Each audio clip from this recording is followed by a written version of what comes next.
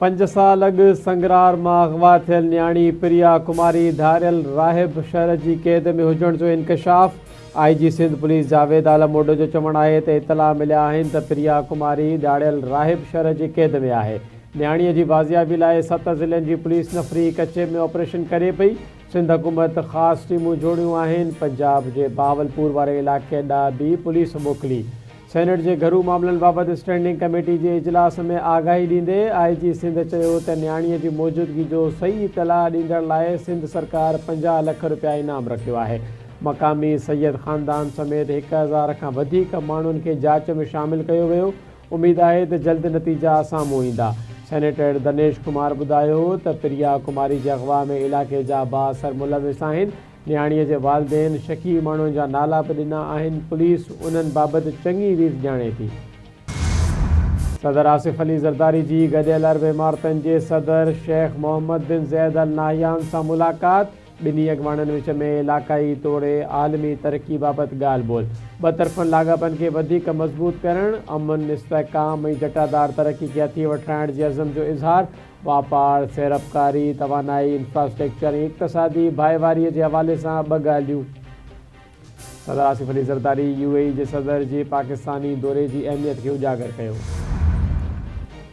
तीरा माथिरीअ में जॾहिं बर्फ़बारी पवंदी आहे त माण्हू लॾ पिलाण कंदा आहिनि। सूबाई हुकूमत लॾ पिलाण कंदड़नि लाइ 4 अरब रुपयनि जा फंड रखिया।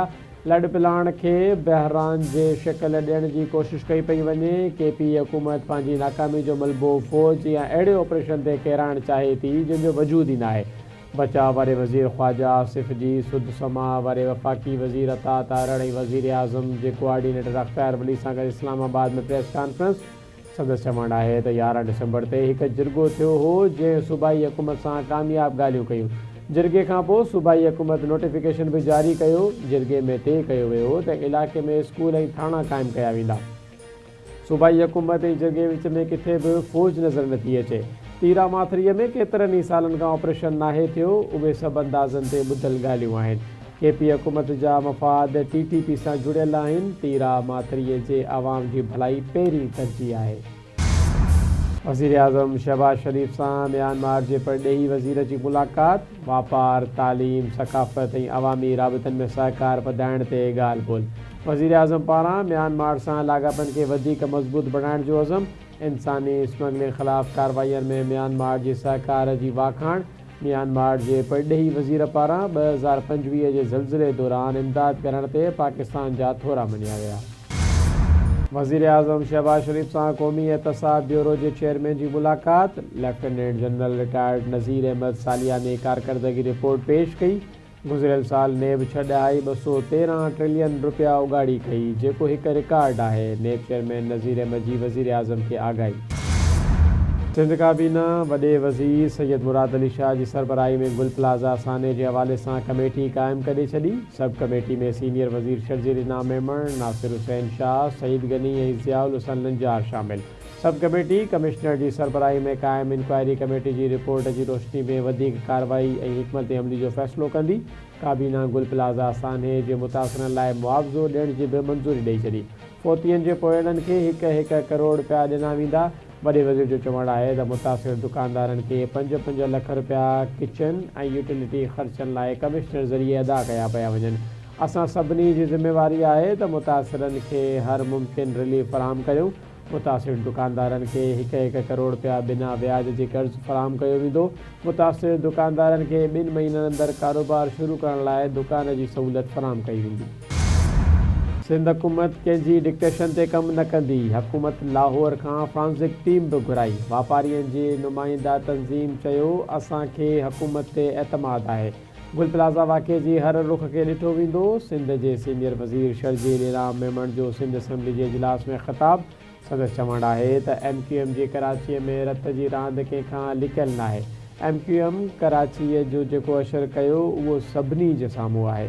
हुकूमत गुल प्लाज़ा साने जे मुतासिरनि सां गॾु आहे।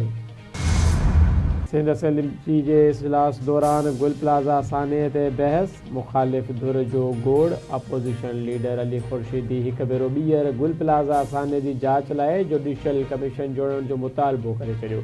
घरू वज़ीर ज़ियाउल हसन लंजार चयो आहे त कमिश्नर जी सरबराही में जोड़ियल टीम साने जी जांच करे रही आहे। गुल प्लाज़ा साने ते पॉइंट स्कोरिंग न करणु घुरिजे। सियासत करणु इंतिहाई ॾुखो ईंदड़ आहे। असां चाहियूं था त गुल प्लाज़ा साने जे मुतासिरनि खे इंसाफ़ मिले। ज़िम्मेवारनि खे सज़ा ज़रूरु मिलंदी। गुल प्लाज़ा साने जे हवाले सां काबीना 5 रुकनी कमेटी जोड़ी आहे, जेका जांच रिपोर्ट जी रोशनीअ में फ़ैसिला ऐं कार्रवाइयूं कंदी। इंक्वायरी रिपोर्ट तमामु जल्द साम्हूं ईंदी। अदालती कमीशन जोड़ण ते को एतराज़ न आहे। रिपोर्ट मां मुतमइन न थियासीं त जुडिशल कमीशन ठाहे सघिजे थी। सिंध जे सीनियर वज़ीर शर्जील इनाम मेमण जूं सिंध असेंबली ॿाहिरां मीडिया सां ॻाल्हियूं। संदसि चवणु आहे त हाफ़िज़ नईमुर रहमान जी ॻाल्हियुनि खे हिक कन मां ॿुधी ॿिए कन मां कढी छॾियो। जमहूरी तरीक़े सां एहतजाज सभिनी जो हक़ आहे। ग़ैर जमहूरी एहतजाज कयो वियो त हुकूमत कार्रवाई कंदी। असां हाणे बर्दाश्त करण जी मूड में न आहियूं। जेकॾहिं कंहिं शहर में हड़ताल ऐं दुकान साड़ण जी कोशिशि कई त हुकूमत माण्हुनि जे तहफ़ुज़ लाइ बीहंदी। हाफ़िज़ नईमुर रहमान ऐं संदसि पार्टी हमेशह नाकारी सियासत कई। MPM जी सियासत हाणे दफ़न थी चुकी आहे ऐं अवाम MPM खे मुकमल तौरु रद्द करे चुको आहे। जंहिंजे घर में अफ़सोस जो माहौल हुजे उते माण्हू प्रोपेगेंडा करणु नाहे ॾींदा।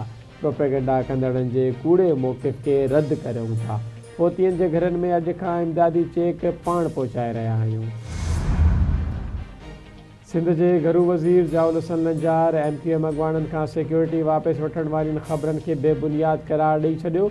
संदसि चवणु आहे त MPM अॻवाननि खां सिक्योरिटी वापसि वठण जो को फ़ैसिलो नाहे कयो। मुस्तफ़ा कमाल ऐं ख़ालिद मक़बूल सिद्दीकी हिन वक़्तु इस्लामाबाद में मौजूदु आहिनि। कंहिं बि सियासी शख़्सियत जी सिक्योरिटी वापसि वठण बाबति का हिदायत जारी नाहे कई। अण तस्दीक थियल ऐं गुमराह कंदड़ ख़बरनि खां पासो कयो वञे। सिक्योरिटी मामलनि खे सियासत सां न ॻंढियो वञे। हैदराबाद जी अदालत नामियारे शाइर डॉक्टर आकाश अंसारीअ जे क़त्ल केस में संदसि वेॻे पुट जवाबदार शाह लतीफ़ खे मौत जी सज़ा ॿुधाए छॾी। Model criminal court J first and session जज महफ़ूज़ कयल फ़ैसिलो ॿुधाए छॾियो। गुज़िरियल साल 15 फ़रवरी ते डॉक्टर आकाश अंसारीअ जो लाश संदसि घर मां मिलियो हो। वाक़े खां पोइ जवाबदार शाह लतीफ़ तरफ़ां डॉक्टर आकाश अंसारीअ जे क़त्ल जो एतराफ़ बि कयो वियो हो। सिंध जे वॾे वज़ीर सैयद मुराद अली शाह जी सदारत हेठि सूबाई काबीना जो इजलास। रेन्यूएबल एनर्जी कंपनी खे बंदि करण जी मंज़ूरी। डेमियाणो ॿेले में 6 MGD वाटर फिल्ट्रेशन प्लांट लाइ 400 एकड़नि बदिरां 100 एकड़ ज़मीन हैदराबाद म्यूनिसिपल कॉर्पोरेशन खे ॾियण जी बि मंज़ूरी ॾिनी वई। मकानी इदारनि वारो खातो उन जे बदिले ॿेले खाते खे वणकारीअ लाइ 100 एकड़ मुतबादिल ज़मीन फ़राहम कंदो। वर्कर्स वेलफेयर बोर्ड सिंध जे गवर्निंग बॉडीअ जी नई सड़जोड़ जक जो बि फ़ैसिलो। वर्कर्स वेलफेयर बोर्ड सिंध खे रजिस्ट्रेड मज़दूरनि जी भलाई वारनि स्कीमनि लाइ ॿीहर फ़ाल कयो वियो। बोर्ड भलाई जे मनसूबनि जी निगरानी ऐं वेलफेयर फंड जे असराइती इस्तेमाल खे यकीनी बणाईंदो। सिंध काबीना जे इजलास दौरान लियारी एक्सप्रेस वे जे रहिजी वियल 53 मुतासिरनि खे मुआवज़ो ॾियण जे हवाले सां नासिर हुसैन शाह जी सरबराही में कमेटी क़ाइमु। कमेटी मसइले जो जाइज़ो वठी काबीना खे रिपोर्ट पेश कंदी। काबीना जो मकानी इदारनि वारे खाते जे 6 मनसूबनि खे जल्द मुकमल करण जो फ़ैसिलो। काबीना 36 किलोमीटर WT खां DHA वाटर पाइप लाइन मनसूबो FWO खे ॾियण जी मंज़ूरी ॾेई छॾी। CTD जी पशीन में कार्रवाई। 10 दहशतगर्द मारिजी विया। कार्रवाई दौरान 10 जवान ज़ख़्मी। दहशतगर्द भतेखोरी क़त्ल ऐं अग़वा में मुलविस हुआ। दहशतगर्दनि वटां हथियार ऐं गोला बारूद मिलिया आहिनि। मारिजी वियल दहशतगर्दनि में सनाउल्ला आगा ऐं संदसि साथी शामिल आहिनि। DIG CTD एतज़ाज़ अहमद गोराया जी कोयटा में प्रेस कॉन्फ्रेंस। वॾे वज़ीर जे ख़ासि मददगार शाहिद रिंद जो चवणु आहे त सरेंडर कंदड़नि खे अदालत में पेश कयो वेंदो। बंदूक जो जवाबु बंदूक सां ई मिलंदो। सिंध हुकूमत जी तर्जुमान सुमिता अफ़ज़ाल सैयद MPM अॻवाननि जी सिक्योरिटी वापसि वठण वारी दावनि जी तरदीद करे छॾी। संदसि चवणु आहे त MPM हिकु भेरो ॿीहर कूड़े मौक़िफ़ ऐं नाकारी प्रोपेगेंडा ते लही आई आहे। MPM जी कंहिं बि वज़ीर या अॻवान खां सिक्योरिटी वापसि नाहे वठी वई। जेके माण्हू सिक्योरिटी जा मजाज़ आहिनि उन्हनि वटि मुकमल सिक्योरिटी मौजूदु आहे। इहा सहूलियत कानून ऐं सिक्योरिटी प्रोटोकॉल मुताबिक़ फ़राहम कई पई वञे। उमरकोट में 2 ॾींहं अॻु गलो कपी बेदर्दी सां क़त्ल कयल नौजवान इस्माइल समेजो जो क़त्ल केस दाख़िल। संदसि सोट ऐं 2 अणॼातल जवाबदार नामज़द। मक़तूल जे वाले जमालुद्दीन समेजो उमरकोट जी सिटी थाणे ते पुट जे क़त्ल जो केस दाख़िल करायो। केस में मक़तूल नौजवान जो सोट अलादाद समेजो ऐं 2 अणॼातल माण्हुनि खे नामज़द कयो वियो।